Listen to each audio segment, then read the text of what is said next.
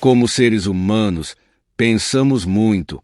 Estamos sempre pensando no futuro, no passado, no cenário perfeito ou, talvez, pensando no pior resultado possível. No entanto, hoje eu gostaria de encorajá-lo a levar a vida de pensamentos muito a sério. Assista esse vídeo até o final. Clique no botão inscrever-se, se ainda não for inscrito no canal, e ative o sininho das notificações para ser avisado todas as vezes que colocarmos um novo vídeo. Deixe o like no vídeo e ajude o nosso canal a continuar propagando a verdade. A Bíblia diz em Provérbios capítulo 23, versículo 7. Porque, como ele pensa em seu coração, assim ele é. Come e bebe, diz ele, mas o seu coração não está contigo. Como você pensa em seu coração, assim você é. Muitas pessoas são vítimas de seus próprios pensamentos. Elas são vítimas de seus próprios padrões de pensamento. E às vezes não é que Deus não esteja trabalhando em nossas vidas. Não é que Ele não vá se mover ou derrubar portas, mas sim o fato de que nos falta fé. Quando falta fé e permitimos que a dúvida se instale em nossa mente, isso, por sua vez, cria formas negativas e muitas vezes destrutivas de pensar. Agora, a Bíblia em Colossenses capítulo 3, versículo 2 diz: Pensai nas coisas que são de cima e não nas que são da terra. Acho intrigante que a Bíblia nos diga para colocar nossa mente em coisas celestiais. Estamos sendo instruídos a posicionar nossa mente para meditar sobre as coisas do céu. Quando você coloca sua mente nas coisas de cima, começa a estabelecer uma maneira de pensar piedosa. Então, pergunte-se, por que penso da maneira que penso? Meus pensamentos estão alinhados com a palavra de Deus. Você presta atenção ao que está pensando. 2 Coríntios 10, versículos de 3 a 6 diz: Porque, embora andemos na carne, não militamos segundo a carne.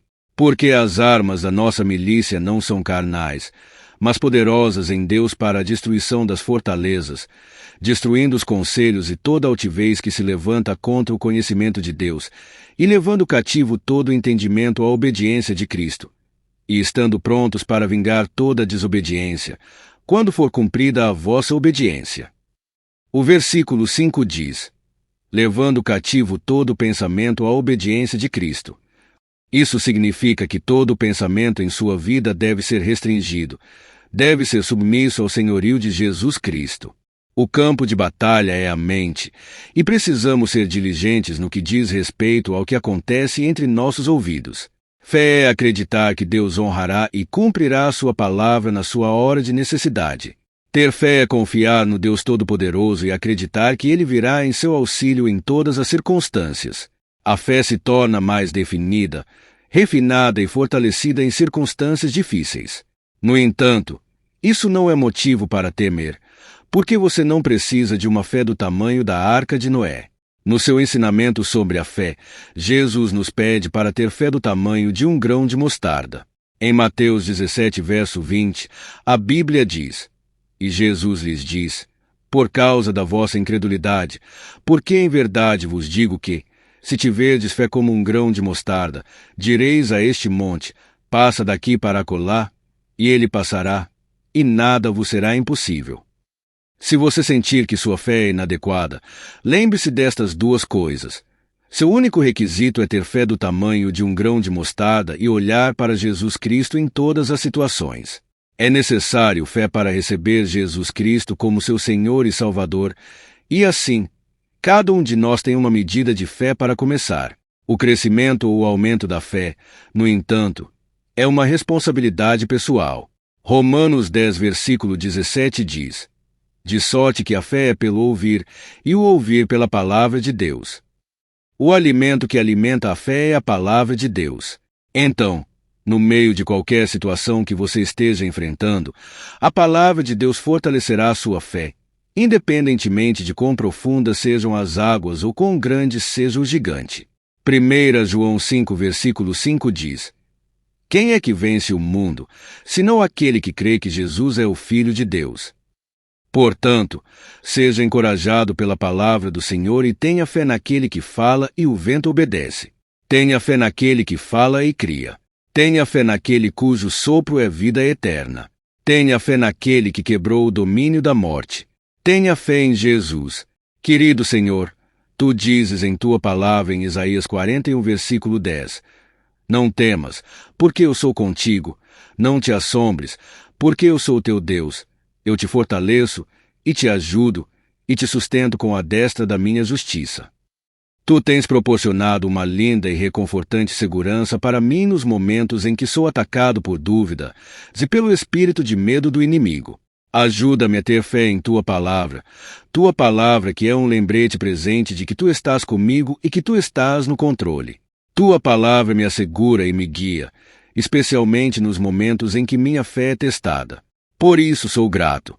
Hoje me inclino diante de Ti. Coloco meu coração em Tuas mãos e humildemente peço que Tua presença me cerque.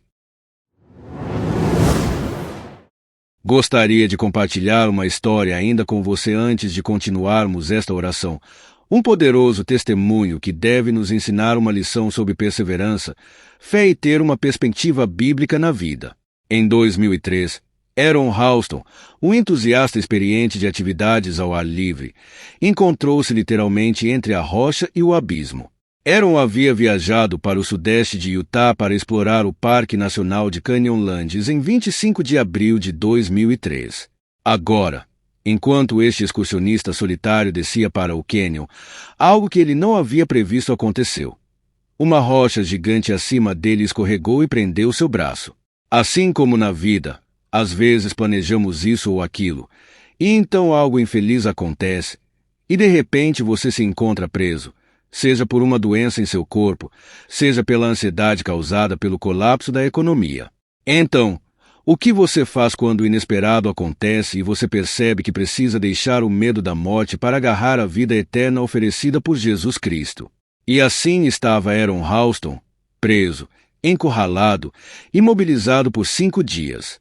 Ao falar sobre esse ponto específico, Aaron disse que precisou conversar consigo mesmo e se dizer que não tinha escolha a não ser cortar o próprio braço. O processo durou 1 hora, e Aaron perdeu 25% do volume de seu sangue. Mas, apesar de estar desidratado, de ter perdido sangue e se sentir fraco, e apesar de ter apenas uma mão, uma vez livre da rocha de 360 quilos, ele subiu para fora do cânion e procurou ajuda. Essa não é uma história fácil de ouvir, e não tomo nada disso de forma leviana. Mas Aaron Halston foi citado dizendo: Eu não perdi meu braço, mas recuperei minha vida. Ele também disse algumas coisas poderosas que me inspiraram a contar esta mensagem. A primeira citação é: Quando o trauma acontece, escolhemos se isso será uma tragédia ou um triunfo. Escolhemos se seremos vítimas ou vencedores. A segunda é: Todos têm uma rocha em suas vidas. Devido ao estresse, incerteza e medo, fazemos o que for necessário para transformar essas rochas em triunfos. Halston disse: Quando as rochas vierem, e elas virão, que suas rochas sejam suas bênçãos também. Não sei em que forma a rocha na sua vida virá, mas qualquer que seja a circunstância que você enfrente hoje, lembre-se de que a Bíblia diz no Salmo 42, Tirou-me de um poço de perdição, de um atoleiro de lama. Colocou os meus pés sobre uma rocha e firmou-me os passos. Creia no Senhor e Ele o levantará do poço em que você se encontra e colocará seus pés em terra firme. Sua rocha pode vir como uma decepção ou traição, mas o Senhor o ajudará a superar, desde que você se mantenha firme na palavra de Deus. Você é mais que vencedor. Você foi feito de maneira maravilhosa e temível. Não se desanime. Segure-se na promessa de que Deus o levantará do poço de desespero e firmará seus pés na rocha. Paulo, em 2 Coríntios 1, 5, disse: Porque, como as aflições de Cristo são abundantes em nós, assim também é abundante a nossa consolação por meio de Cristo. Mas, se somos atribulados, é para a vossa consolação e salvação. Ou, se somos consolados, é para a vossa consolação, a qual se opera suportando com paciência as mesmas aflições que nós também padecemos. A nossa esperança a respeito de vós é firme, sabendo que, como sois participantes das aflições, assim o sereis também da consolação. Paulo está essencialmente dizendo que esses tempos difíceis, esses tempos duros, nos ensinaram a perder toda a fé em nós mesmos e a colocar toda a nossa confiança no Deus que ressuscita os mortos. Todos nós passamos por tempos difíceis. Todos nós passamos por temporadas em que parece que as probabilidades estão contra nós e a dor se torna um sentimento com o qual estamos muito familiarizados. No Salmo 119, versículo 71, Davi disse: "Foi-me bom ter sido afligido, para que aprendesse os teus decretos." E eu sempre perguntei: como pode ser bom ser afligido? Como pode haver algum bem em passar por dor, tribulação e tempos difíceis? Mas eis o ponto: as aflições e as situações difíceis fazem mais do que apenas mostrar o tipo de caráter que temos. Tempos difíceis moldam e formam nosso caráter. Acredito que a aflição, embora desagradável, é necessária para o homem ou mulher cristãos. Por quê? Se não fosse pela luta que você está passando, como você saberia que Deus nunca o deixará nem o abandonará? Se não fosse pela aflição em seu corpo, como você saberia que, pelas suas pisaduras, fomos curados? Se não fossem os desafios financeiros que você enfrentou, como saberia que o Senhor é o seu provedor? Os problemas, às vezes, podem ser uma bênção para os santos de Deus. Portanto, seja encorajado, independentemente do que você esteja enfrentando. Agora vamos orar. Senhor Jesus, Tu és digno de receber todo o meu louvor e adoração. Se os problemas nos sobrecarregam, Tua misericórdia e graça nos erguerão. Embora as dificuldades da vida possam nos pressionar até nossos limites, por Tua misericórdia e graça, Senhor, venceremos. Pai, as situações que enfrentamos às vezes podem ser trágicas e de partir o coração, mas olhamos para Ti, Senhor. Por Tua misericórdia e Tua graça, somos mais que vencedores. Que Tua vontade divina seja realizada em minha vida. Se a provação que enfrento é para me moldar e formar de uma maneira mais agradável a Ti, que Tua vontade seja feita. Se a provação que enfrento é para edificar minha fé e meu caráter, que Tua vontade seja feita, Senhor. Se a provação que enfrento é para me treinar a ser mais paciente, mais orante, mais grato, então que Tua vontade seja feita. Pai, qualquer que seja Tua vontade ao permitir que eu enfrente dificuldades, que alcances em mim aquilo que estabeleceste realizar. Transforma minha vida e renova-me, ensina-me. Qualquer que seja o objetivo, eu me rendo a Ti, Senhor Jesus. Os Salmos 102, versículo 1 e 2 dizem: ouve, Senhor, a minha oração, e chegue a Ti o meu clamor. Não escondas de mim o Teu rosto no dia da minha angústia. Inclina para mim os Teus ouvidos. No dia em que eu clamar, ouve-me depressa. Senhor, ouve nosso clamor quando enfrentamos dificuldades. Quando estamos em apuros, livra-nos e seja nossa ajuda. Pai, Tua palavra em Tiago, versículos de 2 a 4 diz: meus irmãos, tende por motivo de toda alegria o passardes por várias provações, sabendo que a aprovação da vossa fé, uma vez confirmada, produz perseverança. Ora, a perseverança deve ter ação completa, para que sejais perfeitos e íntegros, em nada deficientes. Pai, se devo enfrentar tempos difíceis, se devo suportar tempos difíceis, que tudo seja para a Tua glória. Eu oro para que uses qualquer desafio difícil para construir meu caráter. Use essas aflições para fortalecer minha fé. Senhor, ajuda-me a entender que às vezes Tu permites aflições em minha vida para que eu possa crescer espiritualmente, para que eu possa aprender a orar com mais intensidade. Senhor, compreendo que Te preocupas mais com o meu caráter do que com o meu nível de conforto. Tu Te importas mais com o meu crescimento como crente do que com o número de bênçãos que recebo. Senhor, minha esperança está em Ti, porque prometeste em Tua palavra que me fortalecerás e me ajudarás. Tu me sustentarás com Tua destra da justiça. Pai, estou buscando um aumento de fé para me sustentar ao longo da jornada da vida. Reconheço a Ti, Senhor Jesus, como meu Salvador pessoal. Reconheço que Tu és o caminho, a verdade e a vida. Sei que Tu és Deus. Sei que és todo-poderoso. Sei que Tu estás no controle. E, assim, Quando minha fé é fraca, ó Senhor, dá-me força. Oro para que eu possa tirar força de tua palavra. Que tua alegria me dê força. Eu me comprometo, junto com meus desejos, a ti. Ajuda-me a nunca esquecer a quem pertenço. Assim que encontrar um desafio ou me sentir sobrecarregado, oro para que o Espírito Santo me lembre de que tenho vitória em Jesus Cristo. Pai Celestial, fortaleça minha fé hoje. Mateus 17, versículo 20 diz: E Jesus lhes diz, por causa da vossa incredulidade, porque em verdade vos digo que, se tiverdes fé como um grão de mostarda, direis a este monte, passa daqui para acolá, e ele passará, e nada vos será impossível. Fortaleça minha fé, Senhor. Dá-me o tipo de fé que não apenas muda minha vida, mas a vida daqueles que estão mais próximos de mim. À medida que enfrento as montanhas da vida em diferentes formas e tamanhos, acredito na promessa de tua palavra. Oro para que eu tenha o tipo de fé que pode mover montanhas, montanhas de dúvida em minha vida ou montanhas de ciclos pecaminosos geracionais.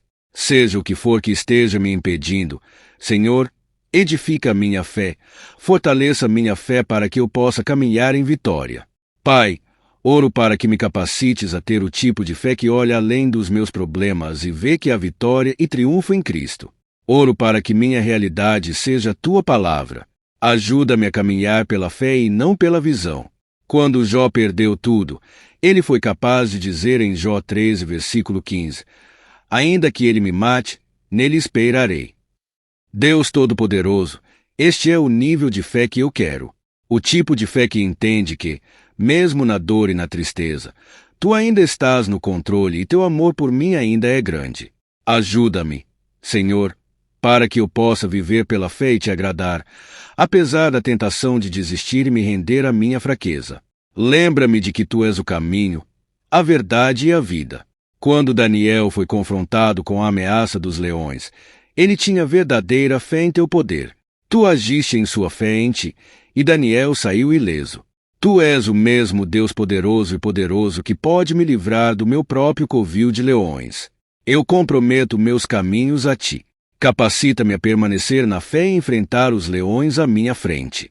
Tua palavra em 1 João 4 me assegura quando diz: Filhinhos, sois de Deus e já os tendes vencido, porque maior é o que está em vós do que o que está no mundo. Declaro isso como verdade em minha vida. Maior é aquele que está em mim do que aquele que está no mundo. Eu creio e aceito que sou teu filho. Tu nunca me deixarás, nem me abandonarás. Não importa o quanto minhas provações pareçam esmagadoras. Tu és maior e mais poderoso do que qualquer coisa. Senhor, eu quero viver para ti. Eu quero viver uma vida de fé, porque sem fé é impossível agradar-te. Então, peço que fortaleças minha fé em ti. Ajuda-me a confiar em ti sem medo. Agradeço-te por ouvir minha oração. Em nome de Jesus Cristo, eu oro. Amém. Mesmo que andemos na carne, não militamos segundo a carne, porque as armas da nossa milícia não são carnais, mas poderosas em Deus para a destruição das fortalezas, destruindo os conselhos e toda altivez que se levanta contra o conhecimento de Deus, e levando cativo todo o entendimento à obediência de Cristo. Ele disse a eles: Por causa da vossa incredulidade, porque em verdade vos digo que, se tiverdes fé como um grão de mostarda, direis a este monte, passa daqui para acolá, e ele passará, e nada vos será impossível.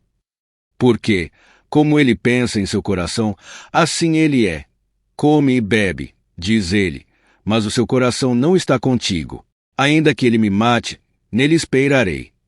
Quem é o que vence o mundo, senão aquele que crê que Jesus é o Filho de Deus? Inscreva-se no canal Sem Fermento, pregando simplesmente a verdade.